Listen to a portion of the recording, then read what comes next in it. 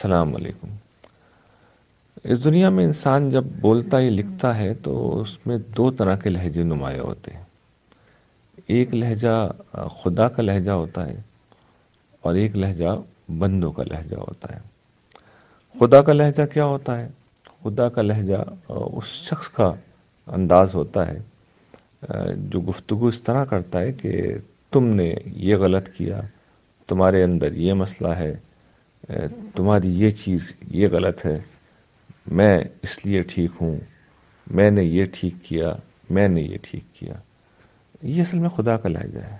یہ صرف خدا کا حق ہوتا ہے اور یہ صرف خدا کی شان ہوتی ہے کہ وہ ہر عیب سے پاک ہوتا ہے، ہر غلطی سے منزہ ہوتا ہے۔ وہ کبھی غلطی نہیں کرتا، وہ کبھی نہیں بھولتا، وہ کبھی نہیں چوکتا، اس سے کوئی چیز پوشیدہ نہیں رہتی۔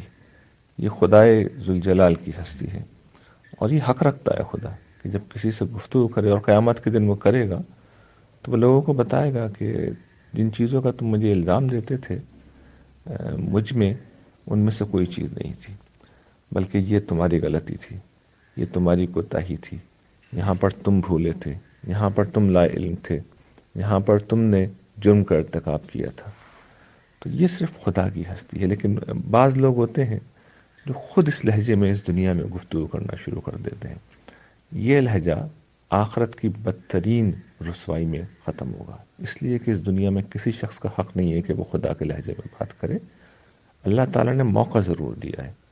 موقع ملنے کا مطلب یہ نہیں ہوتا کہ خدا کے لہجے میں آپ کو بات کرنے کا حق حاصل ہو گیا ہے۔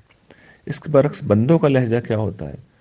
بندوں کا لہجہ ہو سکتا ہے اس کے اندر اعتماد ہو سکتا ہے کہ اس کے اندر استدلال ہو سکتا ہے کہ اس کے اندر تیقن ہو سکتا ہے کہ انہیں اپنی بات کی صحت کا، اس کی درستی پر پورا یقین ہو، لیکن اس کے باوجود وہ اس احتمال کو مانتے ہیں کہ وہ غلطی پہ ہیں، وہ اس احتمال کو مانتے ہیں کہ دوسرے شخص کی بات زیادہ صحیح ہو سکتا ہے کہ زاویہ نظر کا فرق ہو۔ یہ سارے امکانات تسلیم کر کے گفتگو کی جاتی ہے۔ یہ وہ رویہ ہے جو اعلیٰ انسانوں کا رویہ ہوتا ہے۔ ایسے لوگ ہمیشہ اس بات کے لیے تیار رہتے ہیں کہ وہ اپنی غلطیوں سے سیکھیں، اپنی غلطیوں کی طرف متوجہ ہوں، اپنے آپ کو بہتر بنائیں، اور پھر ان پر خدا کا فضل رہتا ہے۔ خدا انہیں بہتر کرتا ہے، خدا انہیں اعلیٰ کرتا ہے، خدا انہیں اپنے آپ سے قریب کرتا ہے، اور قیامت کے دن اپنے قریب ہی انہیں جگہ دے گا۔ ہر انسان کو فیصلہ کرنا چاہیے کہ اسے اس دنیا میں خدا کے لہجے میں بات کرنی ہے یا بندوں کے لہجے میں۔